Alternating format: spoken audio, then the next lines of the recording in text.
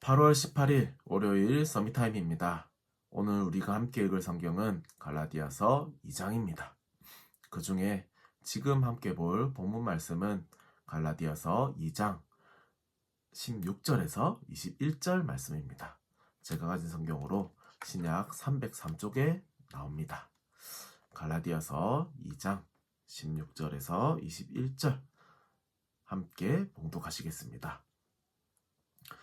사람이 의롭게 되는 것은 율법의 행위로 말미암음이 아니요 오직 예수 그리스도를 믿음으로 말미암는 줄 알므로 우리도 그리스도 예수를 믿나니 이는 우리가 율법의 행위로서가 아니고 그리스도를 믿음으로써 의롭다함을 얻으려 함이라.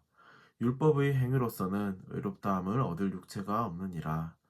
만일 우리가 그리스도 안에서 의롭게 되려 하다가 죄인으로 드러나면 그리스도께서 죄를 짓게 하는 자냐?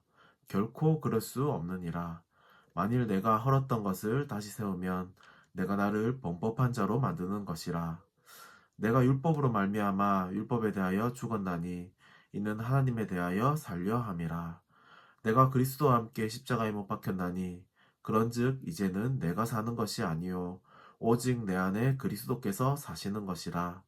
이제 내가 육체 가운데 사는 것은 나를 사랑하사 나를 위하여 자기 자신을 버리신 하나님의 아들을 믿는 믿음 안에서 사는 것이라.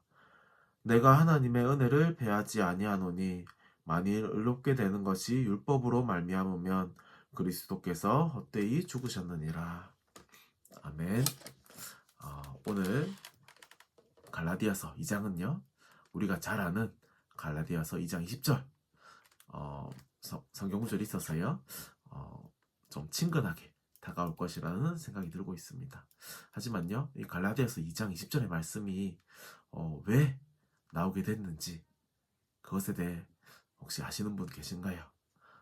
저도 이 메시지를 준비하면서 알게 되었습니다. 고린도 전후서에는요 고린도 교회의 문제에 대한 답을 주기 위해서 바울이 어떤 마음으로 편지를 했는지 우리가 또 볼 수 있었습니다. 갈라디아 교회에서도요 고린도 교회처럼 문제가 된 것들이 있었던 것 같습니다. 1장에서도 나오는데요. 1장 8절에 그러나 우리나 혹은 하늘로부터 온 천사라도 우리가 너희에게 전한 복음 외에 다른 복음을 전하면 저주를 받을지어다 라고 기록해 놓은 것을 보면요 갈라디아 교회에서도 다른 복음을 전하는 사람들이 있었던 것 같습니다.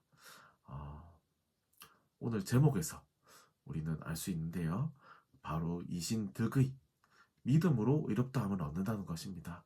바울이 왜 이렇게 믿음을 강조했을까요? 한번 살펴보도록 하겠습니다. 그것을 보기 이전에요. 첫 번째로 볼 것은요. 갈라디아 교회에서도요. 바울이 사도된 것을 의심하는 자들이 있었습니다. 그래서 바울은요. 갈라디아서 2장 8절에 이렇게 말하고 있습니다. 베드로에게 역사하사 그를 할례자의 사도로 삼으시니가 또한 내게 역사하사 나를 이방인의 사도로 삼으셨느니라. 이것은요.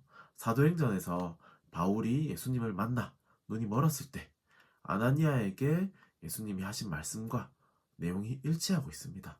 사도행전 9장 15절에 보면요. 주께서 이르시되 가라 이 사람은 내 이름을 이방인과 임금들과 이스라엘 자손들에게 전하기 위하여 택한 나의 그릇이다 고 말씀하셨습니다. 바울이 아나니아에게 전달받은 이 사명과 예수님을 직접 만난 것을 통해서요 사도라고 칭하고 있는 것입니다. 특히 갈라디아서 2장에서는요 이방인에게로 보냄을 받은 사도임을 밝혀 말하고 있습니다. 그리고 두 번째로요 바울은 갈라디아 교회에 파고든 이제 유대 율법주의자들에게 속고 있는 부분에 대해서 분명히 말하고 있습니다. 2장 16절 오늘 본문 말씀에서도 읽었지요. 사람이 의롭게 되는 것은 율법의 행위로 말미암는 것이 아니라고 했습니다. 오직 예수 그리스도를 믿음으로 말미암는 줄을 우리가 안다고 했습니다. 율법의 행위로서가 아니고 그리스도를 믿음으로써 의롭다함을 얻으려 함이니 이 율법의 행위로서는 의롭다함을 얻을 육체가 없느니라 이렇게 말하고 있지요. 그러면서 19절에는요. 내가 율법으로 말미암아 율법에 대하여 죽었나니 이는 하나님에 대하여 살려 함이야. 그죠? 율법에 대해서는 바울이 죽었다고 고백합니다. 그래서요. 하지만 하나님에 대하여 살려고 합니다. 그죠? 우리가요. 세상의 것에 대해서 그리고 율법에 대해서 하나님의 것보다 우선시해야 되겠습니까? 그 부분에 대해서도 우리가 한번 생각해 봐야 되겠습니다.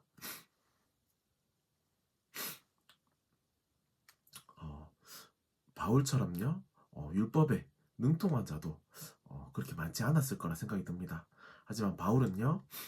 복음으로 자신을 살리신 그리스도의 은혜를 기억하며 그리스도와 함께 십자가에 죽는 것이 유익하다 고백하고 있습니다. 그리고 이제 육체 가운데 사는 것은요. 나를 위하여 자기 자신을 버리신 하나님의 아들을 믿는 믿음 안에서 사는 것이라고 말하고 있습니다. 아마도 바울은요. 율법주의자 중에서 율법주의자였던 자신을 은혜로 살리신 그리스도의 사랑을 그 누구보다도 체험한 증거를 가진 증인이라서 그런 고백을 하지 않았을까 하는 생각이 듭니다. 그리고 세 번째로는요. 우리도요. 바울처럼 현장에서 이 은혜의 증인이 되어야 합니다. 고린도전서 였습니까? 바울은 사도가 할 일 중에 가장 중요한 것이 화평케 하는 것이라고 했습니다. 하지만 갈라디아서 1장과 2장에는요. 읽어보면서 어떤 좀 단호함이 묻어나온다고 느껴질 정도로요. 율법과 믿음에 대해서 어떤 것이 옳으냐 이렇게 말하고 있는 것 같습니다. 하지만 율법이 중요하지 않다. 율법을 따르지 말라 말하는 것은 아니지요. 바울은 구원의 기준에 대해서 분명하게 말하고 있습니다. 율법에서 나온 행위가 아닌 하나님의 은혜로부터 온 믿음이 나와 다른 사람을 살릴 수 있는 절대적인 기준이라는 것을 바울은 말하고 있습니다. 오늘 하루요. 우리도요. 육신과 율법의 기준이 아닌 하나님의 은혜와 믿음을 기준으로 자신과 모든 사람을 바라보는 응답을 누리시고 하나님이 주신 은혜의 증거를 가진 증인의 삶을 사시는 모든 한비 가족들 되시기 바랍니다. 기도하겠습니다. 하나님 너무나 감사합니다. 바울보다 우리는 더 부족하고 연약한데 하나님의 은혜로 우리가 구원을 얻었고 그리스도를 주인으로 고백하며 정말 나를 살리고 다른 사람을 살리는 이 언약을 붙잡을 수 있게 해주심에 너무나 감사드립니다. 우리가 정말 바울처럼 하나님 안에서 살기를 원합니다.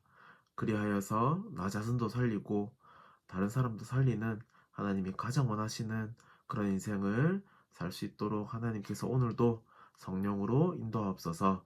감사합니다. 살아계신 예수님의 이름으로 기도드립니다. 아멘.